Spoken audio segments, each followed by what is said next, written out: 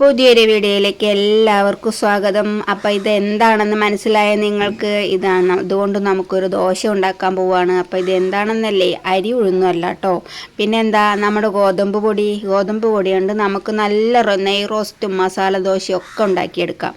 അപ്പോൾ അതെങ്ങനെയെന്നല്ലേ, അപ്പോൾ ഒരു മിക്സിയുടെ ജാറിലേക്ക് കുറച്ച് ഗോതമ്പ് പൊടി, ഒരു 4 ടീസ്പൂൺ ചോറ്, പിന്നെ ഒരു 4 ടീസ്പൂൺ തേങ്ങ കൂടി അരച്ച് നമ്മുടെ ദോശമാവ് പരുവത്തിൽ അരച്ചെടുത്തതാണ്. അപ്പോൾ ഇത് കുറച്ച് ടൈറ്റാണ്. അപ്പോൾ ഞാൻ കുറച്ച് അതിലേക്ക് കുറച്ച് ഉപ്പും വെള്ളം കൂടി ഒഴിച്ച് ദോശമാവ് എടുക്കണ പോലത്തെ ലൂസാക്കി ഞാൻ എടുത്തിട്ടുണ്ട്.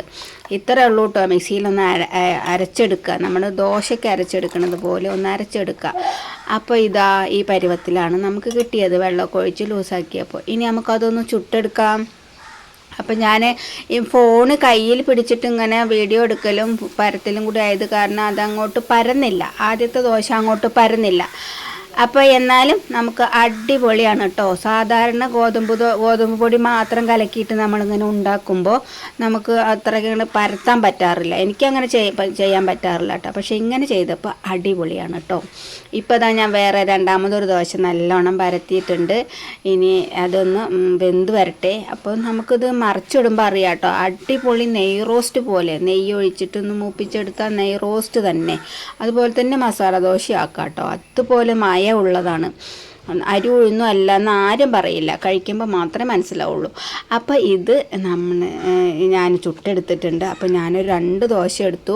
പിന്നെ ഞാനിതിലേക്ക് എടുക്കുന്നത് മീൻകറിയാണ് കേട്ടോ. പക്ഷേ മീൻകറിയെക്കാട്ടിലും എനിക്ക് തോന്നുന്നത് സാമ്പാറും ചട്നിയാണ് ഇതിലേക്ക് നല്ല സൂട്ടാവുക കേട്ടോ, അടിപൊളിയായിരിക്കും. അപ്പോൾ എല്ലാവരും ഒന്ന് ഉണ്ടാക്കി നോക്കട്ടെ. എങ്ങനെ ഉണ്ടാക്കാത്തവരുണ്ടാവും, ഒന്ന് ഉണ്ടാക്കി നോക്കണേ. അപ്പോൾ കട്ടൻ ചായ എടുത്തിട്ടുണ്ട്. ഇനി ഞാനിതൊന്ന് കഴിക്കട്ടെ കേട്ടോ. അപ്പോൾ എല്ലാവരും ഉണ്ടാക്കി നോക്കൂട്ടോ. ഗോതമ്പ് പൊടി മിക്സിയിൽ തേങ്ങയും ചോറും കൂട്ടി അരച്ചിട്ടൊന്ന് ദോശ ഉണ്ടാക്കി നോക്കൂ കേട്ടോ. എന്നിട്ടൊന്ന് പറയണേ. Okay, thank you. വീഡിയോ ഇഷ്ടമായ സപ്പോർട്ട് ചെയ്യാൻ മറക്കല്ലേ. പിന്നെ പ്രത്യേകിച്ചൊരു കാര്യം പറയാണ്ട്, ഹൈപ്പ് ചെയ്യാൻ പറ്റുന്നവരെല്ലാവരും ഹൈപ്പ് ചെയ്ത് സപ്പോർട്ട് ചെയ്യണേ. ഹൈപ്പ് ചെയ്താലേ വീഡിയോ മുന്നോട്ട് പോവുള്ളൂ.